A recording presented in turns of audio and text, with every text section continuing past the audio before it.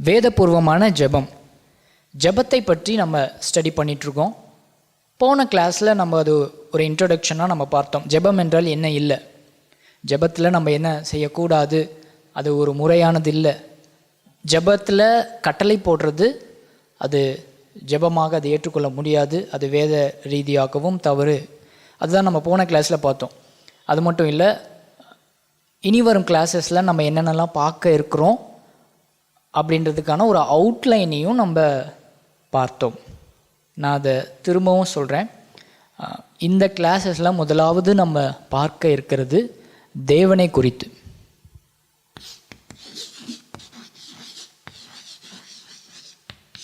தேவன் என்று சொல்லும்போது தேவனுடைய குணாதிசயம், அவருடைய செயல்களை பற்றி நம்ம பார்க்க இருக்கிறோம். சரி, ஜெபத்தை குறித்து நம்ம பார்க்கும்போது ஏன் தேவனை குறித்து நம்ம பார்க்கணும்? அதற்கான அவசியம் என்ன? இப்படி நம்ம யோசிக்கலாம். ஆனால் நம்ம யார் இடத்துல ஜெபிக்க போகிறோம்? தேவனிடத்துல தான் ஜெபிக்க போகிறோம் இல்லையா? அப்போ அவரை குறித்து, அவருடைய குணாதிசயத்தை குறித்து நம்ம முதலாவது தெரிந்து கொள்ளணும். நாம் ஜெபிக்கிறவரை பற்றி நம்ம முதலாவது அறியணும். அப்படி அறியும்போது தான் நம்ம ஜெபிக்கும்போது, ஓ, நம்மளுடைய தேவன் இந்த குணாதிசயமுடைய தேவன், அதனால் நான் இப்படி ஜெபிக்கலாம், நான் என்னுடைய ஜெபத்தில் இதை நான் கேட்கலாம், இதை நான் விண்ணப்பமாக சொல்லலாம் அப்படின்னு சொல்லி நம்ம ஜெபிப்போம். அதே வேளையில் நம்ம இப்படி ஜெபிக்கக்கூடாது, ஏன்னா நம்மளுடைய தேவன் இது போல் அல்ல, அதனால் நம்ம இப்படி ஜெபித்தா அது தவறு அப்படின்னு நமக்கு தெரிய வரும். அப்போ தேவனை குறித்து நம்ம அறியும் போது நம்மளுடைய ஜெபங்கள் வித்தியாசப்படும். அதனால தான் முதலாவது நம்மளுடைய தேவனை குறித்து, அவருடைய குணாதிசயம், அவருடைய செயல்களை குறித்து நம்ம பார்க்கணும். இரண்டாவது மனிதன்.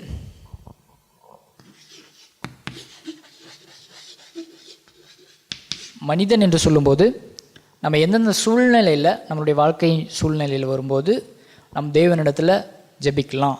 சந்தோஷம் வர நேரத்தில் நம்ம எப்படி ஜெபிக்கலாம், நமக்கு தேவைப்படுற நேரத்தில் எப்படி நம்ம ஜெபிக்கலாம், துக்கமாக இருக்கிற நேரத்தில் எப்படி ஜெபிக்கலாம், இதுதான் நம்ம இந்த மனிதனை குறித்து பார்க்கும்போது நம்ம பார்க்க இருக்கிறோம். மூன்றாவது நம்மளுடைய பேச்சு.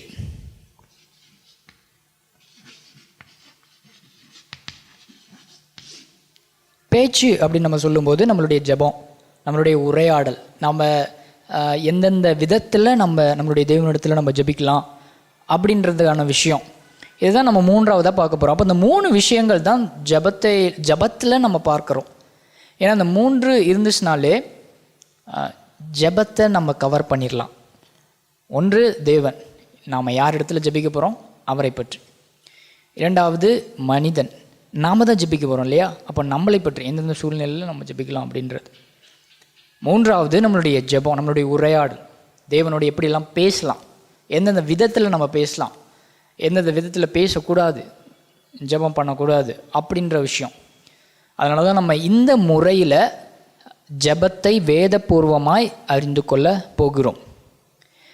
இன்றைக்கு நம்ம முதல் விஷயத்தை பார்க்க போகிறோம், தேவனை குறித்து, தேவனுடைய குணாதிசயம்.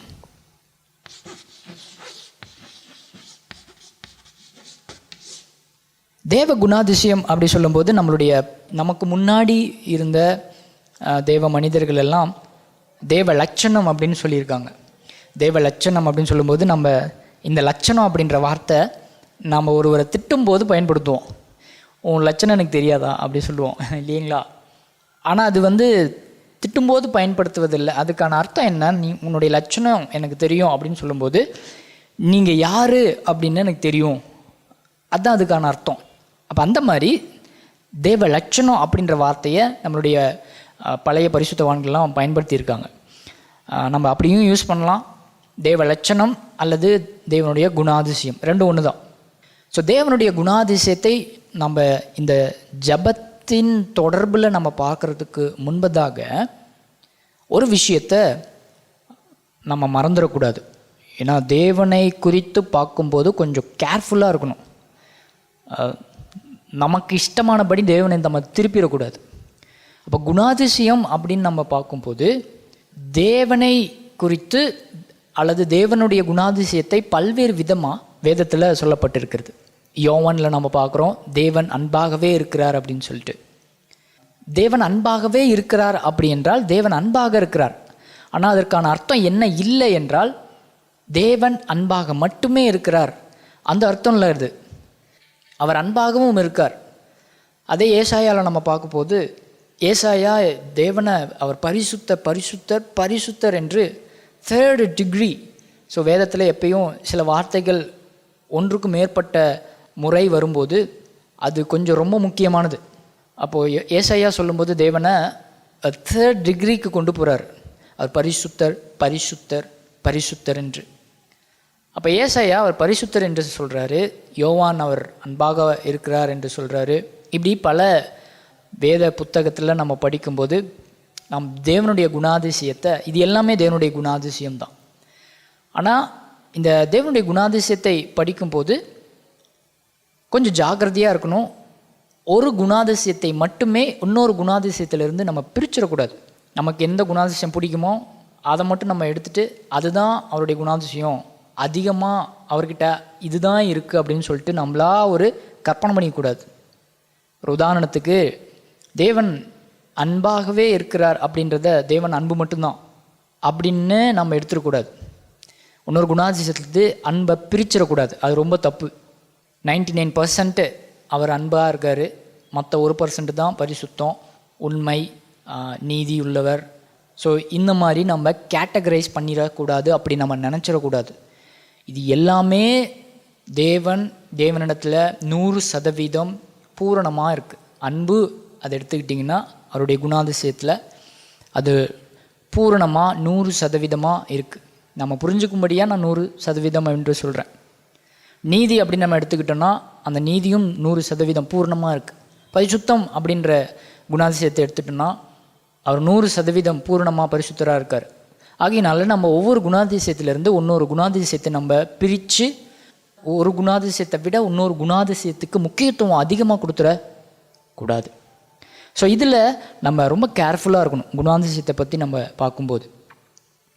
சரி, இந்த குணாதிசயம் உடைய தேவன் ஜெபத்தோடு தொடர்பு படுத்தி நம்ம பார்க்குறோம். தேவ குணாதிசயம் ஜெபத்தோடு தொடர்பு படுத்தி அவர் எவ்வாறு செயல்படுகிறார் என்பது தான் ரொம்ப முக்கியம். இப்படிப்பட்ட குணாதிசயம் உடைய தேவர் நம்ம ஜெபிக்கும்போது அந்த ஜெபத்தை எப்படி செயல்படுத்துகிறார் நம்ம வாழ்க்கையில் ரொம்ப முக்கியம் இல்லைங்களா? அதாவது நாம் ஜெபிக்கும்போது நம்மளுடைய தேவனை எவ்வாறாக பார்க்க வேண்டும், நம்ம எப்படி தேவனை பார்க்கணும். நான் ஒர்க் பண்ணுற பிளேஸில் என்னுடைய எம்டி மேடம் என்கிட்ட பேசுகிறது வேறு மாதிரி இருக்கும். அதே எனக்கு மேலே இருக்கிற பொசிஷனில் இருக்கிறவங்க கிட்ட பேசுகிறது வேறு விதமாக இருக்கும். சக எம்டி மேடம், அதாவது அவங்களுடைய பொசிஷனுக்கு ஈக்குவலாக இருக்கிற நபர்கிட்ட பேசுகிறது வேறு விதமாக இருக்கும். என்கிட்ட அதிகமாக ஷேர் பண்ண மாட்டாங்க. அதே போல் அவங்களுக்கு ஈக்குவலாக ஒரு பவரில் இருக்கிற ஒரு நபர்கிட்ட கொஞ்சம் என்னை விட கொஞ்சம் அதிகமாக ஷேர் பண்ணுவாங்க. அதே போல் நம்மளுடைய குழந்தைக்கு ஏதாவது பிரச்சனை, காய்ச்சல், உடம்பு சரியில்லை அப்படின்னு சொல்லும்போது நம்ம டாக்டர்கிட்ட எடுத்துகிட்டு போகிறோம். டாக்டர் குழந்தையை செக் பண்ணிட்டு பல மெடிக்கல் டிஸ்கிரிப்ஷன்லாம் எழுதி ஊசி, இன்ஜெக்ஷன், டானிக்ஸ் எல்லாமே கொடுத்து இதை நீங்கள் கண்டினியூஸாக எடுத்துக்கோங்க, அப்போ சரியாயிரும் அப்படின்னு சொல்லிட்டு நம்மளுடைய குழந்தைய கேர் பண்ணுறாங்க. அதே போல் தான் நம்மளுடைய அம்மாவும் கேர் பண்ணுறாங்க. ஆனால் அது போல் இல்லை. டாக்டர் கேர் பண்ணுறதை விட நம்மளுடைய தகப்பன்மார்கள் அதிகமாக கேர் பண்ணுறாங்க இல்லைங்களா? ஸோ ரெண்டு பேருமே கேர் தான் பண்ணுறாங்க. ஆனால் வித்தியாசம் இருக்குது. ஏன்னா நாம் நம்மளுடைய அப்பாவுடைய குழந்தை, இப்போ கேரிங் கொஞ்சம் அதிகமாக இருக்கும். அதே போல் கணவன் மனைவியும் நம்ம எடுத்துக்கலாம். கணவன் மனைவி 2 பேரும் பேசிக்கிறது ரொம்ப ஒளிவு மறைவு இல்லாமல் இருக்கும். எல்லாமே ஷேர் பண்ணுவோம். ஒரு மனைவி கணவன்கிட்ட ரொம்ப க்ளோஸாக பேசுவாங்க. அதே மாதிரி இன்னொரு ஆள்கிட்ட ஒரு கணவனோ மனைவியோ பேச மாட்டாங்க. ஏன்னா அவர் வேறு நபர். எப்படி நம்ம கணவன்கிட்ட பேசுகிற மாதிரி அவங்கக்கிட்ட எப்படி பேச முடியும்? ஒரு பஸ்ஸில் நம்ம உட்காந்துட்டு போகிறோம், பக்கத்தில் இருக்கிற நபர்கிட்ட நம்ம வீட்டில் எல்லாமே பேசிக்கிற மாதிரி நம்ம அவங்கக்கிட்ட நம்மளுடைய வீட்டு பிரச்சனை, நான்லாம் இதெல்லாம் செய்ய போகிறேங்க என் வாழ்க்கையில் அப்படின்னு சொல்லிலாம் நம்ம ஷேர் பண்ண மாட்டோம். ஏன்னா நமக்கு தெரியாத நபர். அப்போது இந்த மனுஷ சொந்தங்களுக்குள்ள ஹியூமன் ரிலேஷன்ஷிப்குள்ளேயே நம்மளுடைய பேச்சு வித்தியாசப்படுது. ஆளுக்கு தகுந்த மாதிரி நம்மளுடைய பேச்சு வித்தியாசப்படுது, நம்மளுடைய ஷேரிங் வித்தியாசப்படுது, நம்மளுடைய ஐக்கியம், நம்மளுடைய க்ளோஸ்னஸ் வித்தியாசப்படுது. அதுபோல் தேவனை நீங்கள் எப்படி பார்க்குறீங்களோ அந்த விதமாக நம்மளுடைய பேச்சு இருக்கும், நம்மளுடைய ஜெபம் இருக்கும். நான் தேவனை அன்பாக இருக்கிறார் என்று நான் தேவனை நினைத்தேன் அப்படின்னா என்னுடைய ஜெபம் ரொம்ப கேர்லெஸ்ஸாக இருக்கும், கொஞ்சம் அசால்ட்டாக இருக்கும் என்னுடைய ஜெபம். ஏன்னா அவர் அன்புள்ளவராச்சு, அவர் எப்படி பேசினாலும் அவர் ஏற்றுப்பார் அப்படின்ற ஒரு எண்ணம் நமக்கு வந்துடும். ஸோ தேவனை நீங்கள் அப்படி நினச்சிங்கன்னா எந்த பயமும் இருக்காது. அப்படி தான் இன்றைக்கெலாம் நிறையா ஊழியக்காரங்களாம் மேடையிலேயே தைரியமாக எல்லா விஷயத்தையும் பேசுகிறாங்க. ஏன்னா தேவனை அவங்க வேறு விதமாக நினச்சிருக்கிறனால. அதே தேவனை இந்த உலகை ஆளும் ராஜா என்று சொல்லி நான் நினச்சேன்னா என்னுடைய ஜெபம் கொஞ்சம் பயபக்திக்குரிய ஜெபமாக இருக்கும், கொஞ்சம் பயம் கலந்த வார்த்தைகளாக இருக்கும் என்னுடைய ஜெபம். அப்போ நான் தேவனை எப்படி நினைக்கிறேன் அப்படின்றது ரொம்ப முக்கியம்.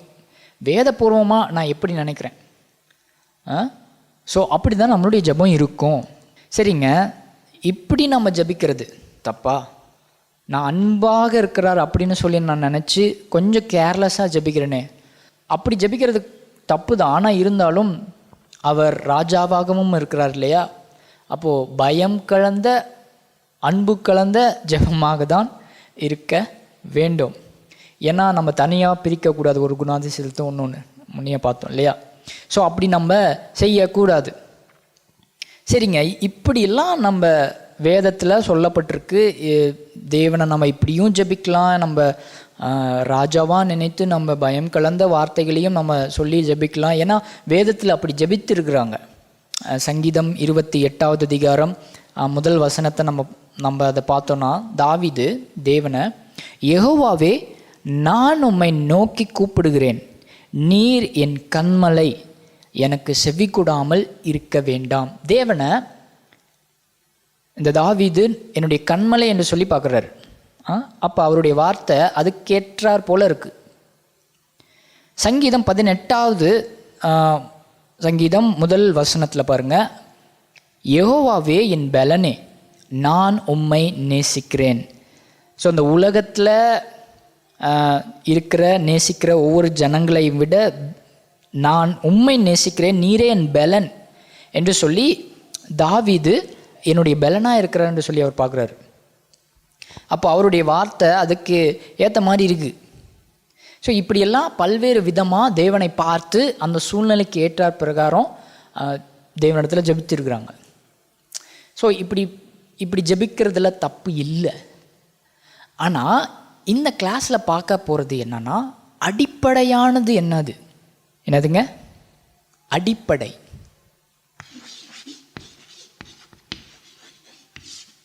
அடிப்படை இந்த வார்த்தைக்கான அர்த்தம் என்ன? இப்போ நான் சொன்னேன்ல, வசனத்தை நம்ம படித்து பார்த்தோம். அந்த மாதிரியும் நம்ம ஜெபிக்கலாம், தப்பு இல்லை. இல்லை அந்த மாதிரி ஜெபிக்காமல் விட்டாலும் தப்பு இல்லை. ஆனால் அடிப்படையான ஒன்று இருக்குது. நீங்கள் எதை ஜெபிச்சாலும் சரி, ஜெபிக்கா விட்டாலும் சரி, எந்த மாதிரி ஜெபிச்சாலும் சரி, ஜெபிக்காமல் விட்டாலும் சரி, இந்த ஒரு மனப்பான்மையோடு ஜெபிக்காமல் மட்டும் நாம் இருந்துடக்கூடாது. எப்போல்லாம் நம்ம ஜெபிக்கிறோமோ இந்த மனப்பான்மை, இந்த ஆட்டிடியூட், இப்படி தான் நம்மளுடைய தேவனை முதலாவது நினைக்கணும். இதுதான் அடிப்படை. இது இல்லாமல் நம்முடைய ஜெபம் இருக்கக்கூடாது. ஓகே, ஸோ அந்த வார்த்தைக்கான அர்த்தம் இதுதான். அடிப்படை என்றால் இது இல்லாமல் ஜெபமே இருந்துடக்கூடாது. சரிங்க, அப்படி என்ன நம் தேவனை நினைக்கணும்? நம்மளுடைய மனப்பான்மை எப்படி இருக்கணும்? தேவனை சார்ந்திருக்கும் மனப்பான்மையோடு நம்ம ஜெபிக்கணுங்க. இதுதான் அடிப்படை. சார்ந்திருக்கும் மனப்பான்மை, டிபெண்டன்ஸ் ஆன் காட், தேவனை சார்ந்திருக்கும் மனப்பான்மை. இது எந்த ஒரு விஷயத்தை சொல்லுதுன்னா, ஒரு எஜமான் அடிமை, இந்த ஒரு இமேஜை இந்த ஒரு சார்ந்திருக்கும் மனப்பான்மைக்கு கொண்டு வருது. ஒரு அடிமை தன்னுடைய எஜமானியே சார்ந்திருப்பான். நாமெல்லாம் எல்லோரும் வேலை செய்கிறோம், ஒர்க் பண்ணுறோம், நமக்கு அந்த சேல்ரி கொடுக்குறாங்க. பட் நாமெல்லாம் சர்வெண்ட், நம்மளாம் எம்ப்ளாயீஸ், நம்மளாம் அடிமை கிடையாது, ஸ்லேவர்ஸ் கிடையாது. ஆனால் ஸ்லேவுக்கும் ஒர்க்கர்ஸ்க்கும் டிஃப்ரெண்ட் இருக்குது. அடிமை என்று சொல்லும்போது எஜமான் தான் எல்லாமே அவனுக்கு. அந்த எஜமான் கையே அந்த அடிமை எதிர்பார்த்துட்டே இருப்பான். ஒரு சின்ன விஷயத்துலேருந்து பெரிய விஷயம் வரைக்குமே இந்த அடிமைக்கு எல்லாமே தன்னுடைய எஜமான் தான். போன்னு சொன்னால் போகணும், போகாதுன்னு சொன்னால் போகக்கூடாது. ஸோ எஜமான் என்ன சொல்கிறாரோ அது எல்லாமே அப்படியே செய்கிறது தான் இந்த அடிமை. ஸோ இந்த அடிமை தன்னுடைய எஜமானியே சார்ந்து இருக்கிறான் எல்லா விஷயத்துக்கும், ஒவ்வொரு சின்ன சின்ன விஷயத்துக்கும். இந்த ஒரு மனப்பான்மை நம்ம ஜெபம் பண்ணும்போது இருக்கணும். நான் தேவனை சார்ந்திருக்கிறேன் என்ற ஒரு மனப்பான்மை. அவர் இல்லாமல் இந்த உலகத்தில் என்னால் இயங்க முடியாது, என்னால் வாழ முடியாது. அது சின்ன விஷயத்துலேருந்து பெரிய விஷயம் வரைக்குமே அந்த ஒரு மனநிலை நமக்கு இருக்கணும். எனக்கு மேலே ஒருத்தர் இருக்கிறார் அப்படின்னு. இந்த ஒரு விஷயத்தை நம்ம மறக்கும் போது பெரிய பிரச்சனை ஆயிடும். ஏன்னா இந்த பாவம் இருக்குது பாருங்கள், இந்த பாவம் இந்த உலகத்தில் வந்ததுக்கு காரணமே நான் இதை தான் சொல்லுவேன். என்னது, எனக்கு மேலே ஒருத்தர் இருக்கிறாரு அப்படின்னு சொல்லிட்டு அவருடைய கட்டளைக்கு மீறி நடந்தது.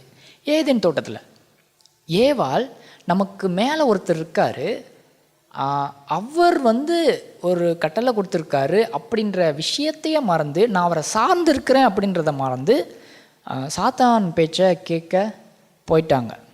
அதனால தான் பாவம் இந்த உலகத்தில் வந்துச்சு. ஸோ நாமளும் அநேக நேரத்தில் நாம் தேவனை சார்ந்திருக்கிறோம் என்ற விஷயத்தை நம்ம மறந்துடுறோம். நமக்கு மேலே ஒருத்தர் இருக்கார், நமக்கு மேலே அப்படின்னு சொல்லும்போது நம்மை விட உயர்ந்தவர், அதை அப்படி நான் சொல்கிறேன். ஸோ அதை நம்ம அடிக்கடி மறந்துடுறோம். பல்வேறு சூழ்நிலையில் நம்ம மறந்துடுறோம். ரொம்ப சந்தோஷம் வந்துச்சுனாலும் நம்ம மறந்துடுறோம், ரொம்ப துக்கம் வந்துச்சுனாலும் நம்ம அதை மறந்துடுறோம். ஆனால் இந்த சார்ந்திருக்கும் மனப்பான்மை, அதாவது சார்ந்திருப்பதை நம்ம கொஞ்சம் உட்காந்து யோசித்தோம்னா நம்மளுடைய சின்ன ஒரு உயிரில் இருந்து நம்ம நிற்கிற அந்த பலனில் இருந்து எல்லா விஷயத்துக்கும் நமக்கு தேவன் தேவை அப்படின்ற விஷயம் நமக்கு நினைவுக்கு வருது பாருங்கள். கண்டிப்பாக நினைவுக்கு வரும். சங்கீதத்தில் 104 2வது வசனம், ஒளியை வஸ்திரமாக தரித்து வானங்களை திரையை போல விரித்திருக்கிறீர், தமது மேல் வீடுகளை தண்ணீர்களால் மச்சுப்பாவி மேகங்களை தமது இரதமாக்கி காற்றினுடைய செட்டைகளின் மேல் செல்லுகிறார். இந்த விஷயங்கள் எல்லாமே நம்மளால் யூகிச்சு பார்க்க முடியாத விஷயங்கள். அதையெல்லாம் தேவன் தான் செய்கிறாரு. இன்னும் அதே சங்கீதத்தில் 27வது வசனத்திலேருந்து 29வது வசனம் வரைக்கும் நம்ம படித்தோம்னா, ஏற்ற வேளையில் ஆகாரத்தை தருவீர் என்று அவைகள் எல்லாமே நோக்கி காத்திருக்கும். இங்கே சொல்லப்படுற விஷயம் யாருன்னா பறவைகள், காட்டில் இருக்கிற பறவைகள், எல்லா விஷயங்கள், விலங்குகளுக்கெல்லாம் யார் ஆகாரம் கொடுக்குறதாமா? தேவன் தான். ஸோ நீர் கொடுக்க அவைகள் வாங்கி கொள்ளும், நீர் உம்முடைய கையை திறக்க அவைகள் நன்மையால் திருப்தியாகும், நீர் உமது முகத்தை மறைக்க திகைக்கும், நீர் அவைகளின் சுவாசத்தை வாங்கி கொள்ள அவைகள் மாண்டு தங்கள் மண்ணுக்கு திரும்பும். எப்படி எழுதியிருக்கார் பாருங்க தாவீது. அச்சஸ்லாம் அவருடைய வார்த்தைகள் எல்லாம் எவ்வளோ ரியாலிட்டியாக இருக்குது, அப்படி எழுதியிருக்கார். ஸோ இது எல்லாமே பாருங்கள் தேவன் செய்கிறது. எல்லா விஷயமும் இந்த உலகத்தில் இருக்கிற மனுஷங்க மட்டும் இல்லை, ஒவ்வொரு விலங்குக்கும் உயிருள்ள எல்லா விஷயமும், இந்த உலகத்தில் எதுக்கெல்லாம் உயிர் இருக்கோ அது எல்லாமே தேவனை சார்ந்திருக்கிறது. ஸோ நம்ம ஜெபிக்கும்போது அவர் எஜமான், நான் அவருடைய அடிமை. இந்த மனப்பான்மையோடு ஜெபிக்க வேண்டும். இந்த மனப்பான்மையை அப்படியே படம் பிடிச்சி இந்த வசனம் நமக்கு காட்டுது. சங்கீதம் 123:2, இதோ வேலைக்காரரின் கண்கள் தங்கள் எஜமான்களின் கையை நோக்கி இருக்குமா போலவும், வேலைக்காரியின் கண்கள் தன் எஜமாட்டியின் கையை நோக்கி இருக்குமா போலவும், எங்கள் தேவனாகிய கர்த்தர் எங்களுக்கு இரக்கஞ்செய்யும் வரைக்கும் எங்கள் கண்கள் அவரை நோக்கி இருக்கிறது. நாம் அவருடைய அடிமை. இந்த ஒரு சிந்தையோடு நம்ம ஜெபிக்கும்போது நம்மளுடைய ஜெபம் கடமையாக இருக்காது. கடமைக்காக நம்ம ஜெபிக்க மாட்டோம், உண்மையாக ஜெபிக்க ஆரம்பிச்சிருவோம். ஏன்னா ஒவ்வொரு சந்தர்ப்பங்களிலுமே எனக்கு தேவன் தேவை அப்படின்ற விஷயம் என்னை போட்டு அழுத்திடும். அவர் இல்லாமல் என்னால் எதுவுமே செய்ய முடியாது அப்படின்ற ஒரு விஷயம் என்னை ஜெபம் பண்ண தூண்டும். ஸோ இந்த மனப்பான்மையோடு நம்ம ஜெபிப்போம். இந்த குணாதிசயத்தை நாம் ஜெபிக்கும்போது நினைவிற்கொள்ளவும் நம்முடைய தேவன் நம்முடைய எஜமான்.